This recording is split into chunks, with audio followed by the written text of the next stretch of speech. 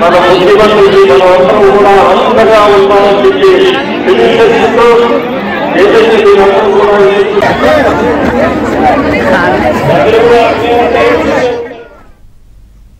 మరిన్ని అప్డేట్స్ మా కరెస్పాండెంట్ రాంబాబు అందిస్తారు. రాంబాబు, చూస్తున్నాం బలవంతంగా జన సమీకరణ చేసి సభకు తరలించారు జనాన్ని. అయితే సభ మధ్యలో నుంచే జనం వెళ్లిపోతున్న దృశ్యాలను మనం చూస్తున్నాం. సో ప్రెజెంట్ సిచ్యువేషన్ ఏంటి, అప్డేట్స్ ఏంటి? ప్రియాంక, సీఎం జగన్ సభ అయితే కొద్దిసేపటి క్రితం ముగుతుంది. వాస్తవంగా ఆయన 12 గంటలకు మాట్లాడుతుంది, 12:30కి ఆయన మీటింగ్ అయిపోతుంది. కానీ సీఎం జగన్ మాత్రం తన స్పీచ్ 12:30 గంటలకు స్టార్ట్ చేసి 1:30 వరకు కొనసాగిస్తూనే ఉన్నారు. దీంతో సభకు వచ్చిన వారిలో అయితే తీవ్ర అసహనం అయితే నెలకొంది. ప్రధానంగా సీఎం జగన్కు భారీగా జనసమీకరణ చేశారు. ప్రధానంగా డ్వాక్రా మహిళలు అయితే దాదాపు 5,000 మందిని తరలించారు. అదేవిధంగా విద్యార్థులు కూడా భారీగా తరలించారు. సుమారు 10,000 మంది వరకు ఉంటారని చెప్పి అంచనా.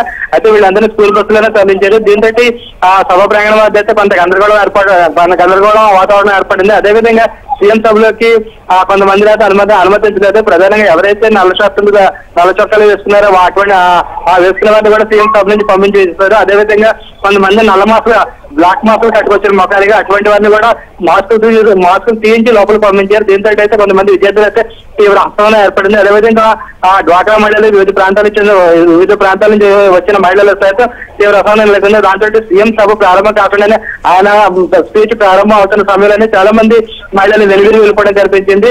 భారీ సంఖ్యలో వీళ్ళు ఉంటారు. సీఎం సభకు భారీ జనసమీకరణ చేశామని చెప్తున్న అధికార పార్టీ నాయకులు చేశామని చెప్తున్నప్పటికీ ఆ సభలో మాత్రం మహిళలు ఎక్కువసేపు ఉండడానికి అయితే ఎక్కువగా ప్రాధాన్యత ఇవ్వలేదు. చాలా మంది జగన్ మాట్లాడడం మొదలు పెట్టగానే చాలా మంది బయటకు వచ్చేస్తారు. దీంతో వారిని ఆపడానికి అటు పోలీసులు అదేవిధంగా వైసీపీ నాయకులు ప్రయత్నాలు చేస్తారు. కానీ మహిళలు అయితే ఎక్కడా ఆగకుండా బయటకు వచ్చేసారు. దీంతో సభలో అయితే కొంత గందరగోళం ఏర్పడిందని మనం భావించాల్సి ఉంటుంది. మొత్తం మీద అయితే సీఎం జగన్ సభకు మహిళల్లో అయితే కొంత అయిష్టత ఏర్పడిందని భావించాల్సి ఉంటుంది. ముఖ్యంగా సీఎం తన ప్రసంగంలో ఎక్కువగా పవన్ కళ్యాణ్ పై విమర్శలు చేశారు, ఘాటు వ్యాఖ్యలు చేశారు.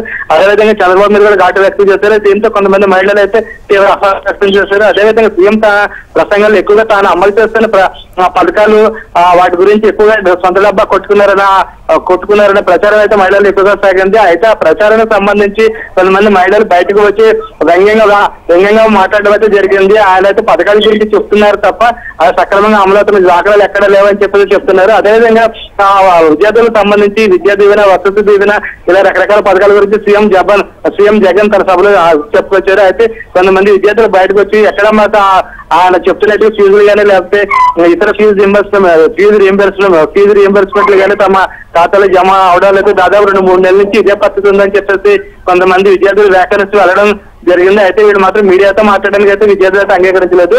మొత్తమే చూస్తే మాత్రం సీఎం జగన్ సభకు వచ్చిన వాళ్ళు చాలా మంది వెనుదిరిగి వెళ్ళిపోవడం కనిపించింది. ఎక్కువగా ఆయన ప్రసంగాలకు సంబంధించి జనం నుంచి అయితే ఎక్కువ స్పందన అయితే కనిపించలేదు. ఎవరైతే వేదిక దగ్గరగా ఉన్నారో వాళ్ళు మాత్రమే కొంత స్పందన అయితే కనిపించారు. కానీ చివరి భాగంలో ఎవరైతే చివరిలో కూర్చున్నారో వాళ్ళు మాత్రం పెద్దగా స్పందన కనపరచలేదు.